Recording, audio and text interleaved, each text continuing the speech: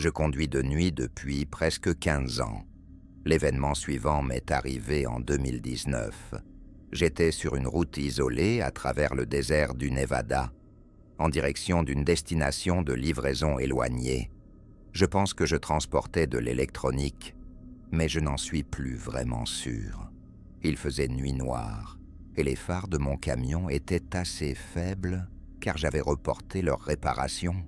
D'habitude, ça ne se remarquait pas trop, mais comme il n'y avait pratiquement aucun autre véhicule sur la route, c'était très perceptible. Je devais forcer mes yeux toutes les quelques minutes pour voir la route devant moi. Ça aurait pu être une histoire effrayante en soi. J'ai envisagé de m'arrêter quelques heures pour attendre le lever du soleil, mais je ne voulais pas perdre de temps. J'avais désespérément besoin d'argent, alors j'ai continué à rouler, même si ce n'était pas très sûr.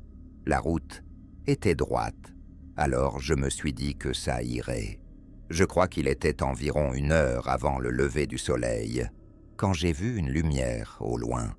Inquiet de heurter un animal, j'ai freiné brusquement. Lorsque mon camion s'est arrêté en crissant, j'ai vu ce qui se trouvait devant moi. Une camionnette avec les lumières intérieures allumées. Ce qui était étrange, c'est qu'elle était en plein milieu de la route, littéralement sur la ligne jaune centrale. Encore plus étrange, la porte avant était grande ouverte. Mon camion s'est arrêté à environ 1 mètre de la camionnette. Je suis habituellement assez intrépide et j'ai vécu pas mal de choses, donc je n'avais pas peur en voyant le véhicule. J'étais plutôt curieux. Je me suis dit que quelqu'un avait peut-être besoin d'aide, alors j'ai reculé le camion et me suis arrêté.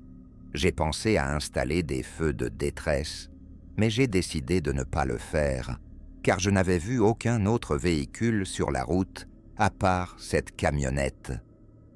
Je suis sorti de mon camion et je me suis approché du véhicule. C'était une nuit calme et je me souviens à quel point c'était étrange qu'il n'y ait pas de vent. Il faisait si calme que le clic de la lumière intérieure était le seul bruit qu'on pouvait entendre. Je me suis approché un peu plus de la camionnette. C'était un modèle plus ancien, une camionnette bleue qui avait connu des jours meilleurs. Je me suis approché prudemment. Comme je l'ai dit, la porte avant était grande ouverte. J'ai fait le tour du véhicule et je me suis arrêté brusquement. Il était complètement vide. J'ai vérifié le siège arrière et la zone de chargement, mais il n'y avait littéralement personne. Soudain, je me suis senti très mal à l'aise. Je m'attendais à ce que quelqu'un ait besoin d'aide, peut-être quelqu'un en détresse. Mais je ne m'attendais pas à ça. Le véhicule était littéralement vide. J'ai jeté un coup d'œil par-dessus mon épaule et je me sentais de plus en plus mal à l'aise. Je tournais constamment la tête dans toutes les directions. J'avais l'impression que quelqu'un pourrait m'observer. Le problème, c'était qu'il faisait si sombre que je ne pouvais presque rien voir en dehors de ce que les phares de mon camion éclairaient. C'était inquiétant. J'ai attendu un moment et réfléchi à l'idée de simplement remonter dans mon camion et d'oublier toute cette histoire. Quelqu'un était là, quelque part dehors. Contre mon meilleur jugement, j'ai décidé de continuer à enquêter. J'ai regardé à l'intérieur du véhicule, mais tout semblait parfaitement normal. Les clés étaient même dans le contact, bien que le moteur soit éteint. Je suis sorti du véhicule et me suis dirigé vers la porte arrière. Je pensais jeter un coup d'œil à l'intérieur. J'ai essayé de l'ouvrir, mais elle ne bougeait pas, verrouillée. J'ai pris les clés dans le contact et déverrouillé la porte arrière. Pourtant, elle ne s'ouvrait pas, comme si quelque chose la bloquait de l'intérieur. J'ai ouvert la porte arrière et tenté d'accéder à la porte arrière par l'intérieur. À ma grande surprise, elle s'est effectivement ouverte.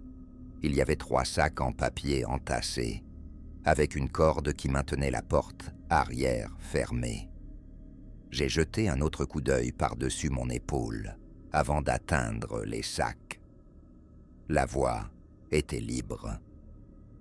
J'étais à quelques centimètres d'un des sacs lorsqu'un bruit sourd, le plus fort que j'ai jamais entendu, a retenti dans la nuit.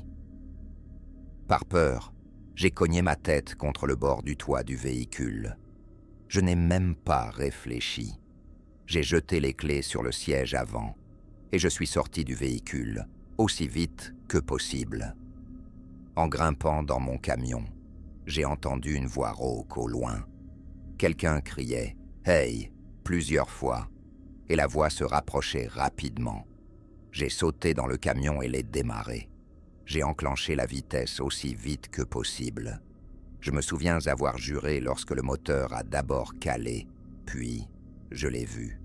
Alors que mon camion commençait à avancer, j'ai vu une personne se tenant près de la porte arrière du véhicule. C'était un homme petit et trapu, avec des cheveux bruns.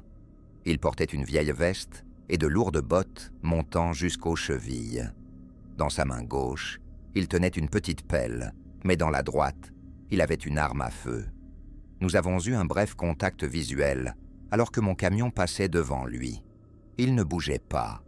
Je me souviens qu'il n'avait pas l'air menaçant ou quoi que ce soit. Il avait une expression inquiète alors que je passais devant lui. Il a laissé tomber sa pelle et a commencé à agiter les mains. Il criait « Attends !»